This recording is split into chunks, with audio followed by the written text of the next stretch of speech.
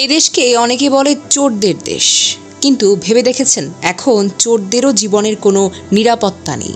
ঢাকা মাওয়া এক্সপ্রেসওয়ের ভয়ঙ্কর এক ঘটনা। ড্রাইভার গাড়ি থামালো পেট্রোল পাম্পে, বলল, ভাই আমি একটু ওয়াশরুমে যাব, 10 মিনিটের মতো লাগবে, এতে দোষ কি? কিন্তু গাড়ির ভেতরে বসা 4 জন তখন বলল, এসি চালু রেখে যান, গরমে বসতে পারছি না। ড্রাইভার তখন এসি চালু রেখে ভুল করে চাবি গাড়ির ভেতরে রেখে চলে যান। এটাই ছিল মরণ ভুল।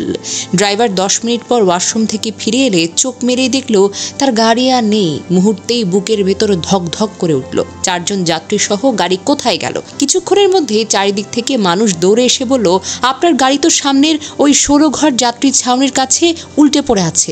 ড্রাইভার ছুটে গিয়ে যা দেখলো সেটা কোনো সাধারণ দৃশ্য নয়, ভয়াবহ এক মৃত্যুকূপ। তার গাড়ি দুমড়ে মুচড়ে পড়ে আছে রাস্তার পাশে। ভেতরে তখন রক্তাক্ত লাশ ছড়িয়ে ছিটিয়ে। 4 জন যাত্রীর মধ্যে 3 জন ঘটনাস্থলেই মারা গেছে। শুরুতে সবাই ভেবেছিল এরা হয়তো সাধারণ যাত্রী, কিন্তু যখন জানা গেল গাড়ি চালু রেখেই তারা গাড়ি নিয়ে পালিয়েছে আর ঘটনাস্থলে মৃত্যু হলো 3 জনের, তখনই পরিষ্কার হলো এরা আসলে সাধারণ কোনো যাত্রী নয়, এরা ছিল ছদ্মবেশী ছিনতাইকারী, গাড়ি চোর, প্রতারক। সবচাইতে ভয়ঙ্কর ব্যাপার হলো কি জানেন? যে একজন বেঁচে ছিল তাকে গুরুতর আহত অবস্থায় হাসপাতালে নেওয়া হয়, কিন্তু আশ্চর্যজনকভাবে চিকিৎসাধীন অবস্থায় সে পালিয়ে গেল। প্রশ্ন হলো, সাধারণ যাত্রী হলে কেন সে পালালো? কারণ খুব স্পষ্ট, সে জানতো ধরা পড়লে তো আমার আসল চেহারা বের হয়ে আসবে। অন্যের সর্বনাশ করতে গিয়ে শেষ পর্যন্ত নিজের জীবনটাই তো ধ্বংস হয়ে যায়, তাই না? তবে যারা মারা গেছে আল্লাহ যেন তাদের বেহেশত নসিব করেন, এটা অন্যদের জন্য শিক্ষাও বটে।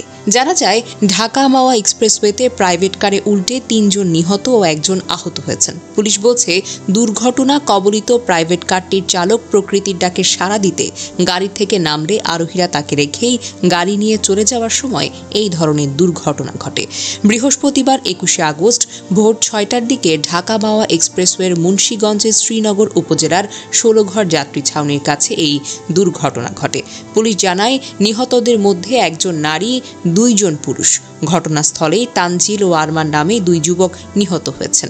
বাকি 2 জনকে উদ্ধার করে শ্রীনগর উপজেলার স্বাস্থ্য কমপ্লেক্সে নেওয়ার পর ছায়ারাকে চিকিৎসক মৃত বলে ঘোষণা করে।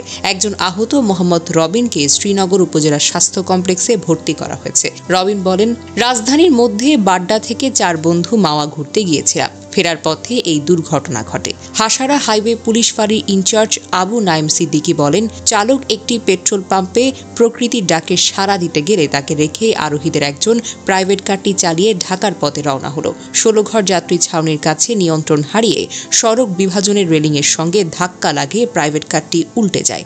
এই ঘটনা যেন আমাদেরকে চোখে আঙুল দিয়ে দেখিয়ে দেয়, সামান্য এক ভুল আপনার জীবনের সবকিছু কেড়ে নিতে পারে।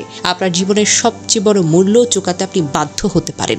যারা অন্যের সর্বনাশ করতে যায় তাদের জীবনও শেষ হয় ভয়াবহ মৃত্যুর মাধ্যমে। এটা একটা দুর্ঘটনা না, বরং বড় একটা শিক্ষা। গাড়ি, টাকা, সুযোগ, লোভ এসবের চেয়ে জীবনের মূল্যটা সবচাইতে বেশি।